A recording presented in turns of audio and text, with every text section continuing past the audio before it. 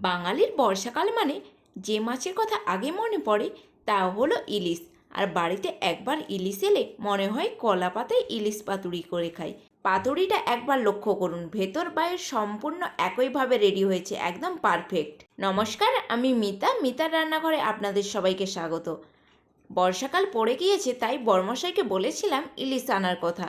আর বলতে না বলতেই বড়মশাই এদিকে দুখানা ইলিশ নিয়ে এসে হাজির। কিন্তু এদিকে একটা সমস্যা হয়েছে। বড়মশাই বলছে, তুমি যদি আজকে মাছটা পুরোটা কেটে ধুয়ে রান্না করো তবেই আমি খাবো। বড়মশাই এই কথাটা কেন বলেছে জানো? আমি জীবনে মাছ কাটিনি, এই প্রথমবার জীবনে মাছ কাটছি। মাছটা কাটা আমার ঠিকঠাক হয়েছে কি না তোমরা একটু কমেন্ট বক্সে কমেন্ট করে জানিও। তোমাদের সাথে গল্প করতে করতে দেখো এদিকে আমি মাছটা কেটেই ফেললাম, কিন্তু ঠিকঠাক হয়েছে কি না তা জানি না। এদিকে একটা পাত্র নিয়েছি, তার মধ্যে নিয়ে নিলাম 4 চামচের 2 চামচ লাল সর্ষে আর 1.5 চামচ হলুদ সর্ষে। এবার এটাকে ভালো করে জল দিয়ে ধুয়ে পরিষ্কার করে নিতে হবে। নিয়ে 5 থেকে 7 মিনিট একটু ভিজিয়ে রেখে দেবো। এদিকে নিয়েছি 1 বাটি নারকেল কুড়োটাকে বেটে নেব।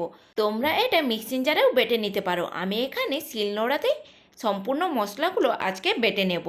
নারকেলটাকে ভালো করে বেটে নিচ্ছি। নারকেলটা আমার ঠিকঠাক বাটা হয়ে গিয়েছে, এবার তুলে রেখে দিলাম। এদিকে যে সর্ষেটা ভিজিয়ে রেখেছিলাম সেটাকেও নিয়ে নিচ্ছি বাটার জন্য। আর নিয়েছি 6টা কাঁচা লঙ্কা আর অল্প একটু লবণ। লবণটা আমার স্কিপ হয়ে গিয়েছে, আপনারা অবশ্যই এখানে লবণটা একটু দিয়ে দেবেন। সর্ষে বাটার সময় লবণ ব্যবহার করলে সর্ষে বাটাটা আর তেতো হয় না। আর বেটে নিচ্ছে এখানে 1 চামচ পোস্তটার মধ্যে অল্প একটু জল দিয়ে সেটাকে বেটে নিচ্ছি একইভাবে। এদিকে মাছটা রেডি করার পালা। মাছটাকে আমি ধুয়ে পরিষ্কার করে রেখেছিলাম। এর মধ্যে দিয়ে দিচ্ছি পরিমাণ মতো হলুদ, পরিমাণ মতো লবণ, আর দিয়ে দিচ্ছি কিছুটা পরিমাণে সরিষার তেল। মাছটাকে ভালো করে হলুদ, লবণ আর সরিষার তেল মাখিয়ে রেখে দেব 5 থেকে 7 মিনিটের জন্য। ততক্ষণে আমি এদিকে কলা পাতাগুলো রেডি করে নেব। কলা পাতাগুলো এইভাবে ছোট ছোট করে টুকরো করে নিয়েছি।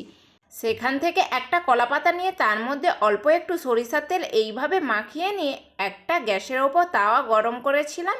তার ওপর কলা পাতাগুলোকে এইরকমভাবে সেঁকে নিতে হবে।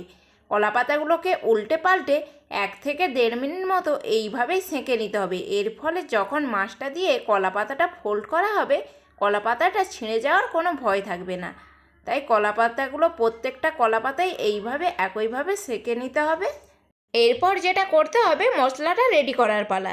যে বাটা মশলাগুলো বেটে রেখেছিলাম সেগুলো দিয়ে দিচ্ছি একে একে। সর্ষে বাটা, নারকেল বাটা আর পোস্ত বাটা দিয়ে দিচ্ছি, পরিমাণ মতো হলুদ আর লবণ, আর দিয়ে দিচ্ছি অল্প একটু চিনি। চিনিটা আমি স্বাদের জন্য 1 চিমটে চিনি এখানে ব্যবহার করলাম। আর দিয়ে দিচ্ছি 50 গ্রাম মতো সরিষার তেল। সরিষার তেলটা দেওয়ার পর সমস্ত মশলাগুলো একই সাথে একটা চামচের সাহায্যে এইভাবে মিক্সড করে নিচ্ছিলাম।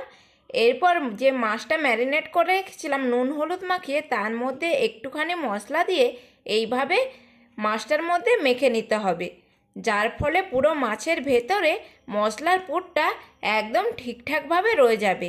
সবার শেষে যেটা করতে হবে, কলা পাতায় পাতুরিটা রেডি করার পালা। কলা পাতার ওপর অল্প একটু মশলা দিয়ে দিলাম। মশলাটা চামচের সাহায্যে এইভাবে একটু সেট করে নিচ্ছি। তার ওপর 1 পিস ইলিশ মাছ রেখে আবারও কিছুটা মশলা রেখে মশলাটাকে দেওয়ার পর ওপর দিয়ে 2 ফালি কাঁচা লঙ্কা এইভাবে দিয়ে পাতাগুলোকে ঠিক এইভাবে, দেখুন দেখলেই বুঝতে পারবেন, এইভাবে ফোল্ড করে একটা সুতোর সাহায্যে বেঁধে নিতে হবে। প্রত্যেকটা পাতুরি আমি একইভাবে রেডি করে নিয়েছিলাম। এদিকে গ্যাসের ওপর একটা কড়াই বসিয়েছি। কড়াইয়ের মধ্যে কিছুটা পরিমাণে সরিষার তেল গরম করে নিয়েছিলাম। পাতুরির জন্য এখানে অবশ্যই সরিষার তেলই ব্যবহার করতে হবে, অন্য তেল ব্যবহার করা যাবে না। এর মধ্যে প্রত্যেকটা কলা পাতায় মোড়া মাছগুলো দিয়ে গ্যাসের ফ্লেম লো টু মিডিয়ামে রেখে একটা ঢাকনা চাপা দিয়ে 10 মিনিট রেখে দিয়েছিলাম। 10 মিনিট পর ঢাকনা খুলে এইভাবে প্রত্যেকটা কলা পাতা মোড়া মাছগুলোকে উল্টে নিতে হবে। উল্টানোর পর একইভাবে আরও 10 মিনিট ঢাকনা চাপা দিয়ে রান্না করে নিতে হবে। রান্না করে নিলেই রেডি হয়ে যাবে দারুণ স্বাদের কলা পাতায় মোড়া ইলিশ পাতুরি। আশা করছি ভিডিওটি সবারই ভালো লেগেছে। রেসিপিটি যদি ভালো লেগে থাকে বাড়িতে অবশ্যই একবার ট্রাই করবেন। এই রকম সেরা স্বাদের রেসিপি পেতে আমার চ্যানেলটিকে সাবস্ক্রাইব করে রাখার অনুরোধ রইল।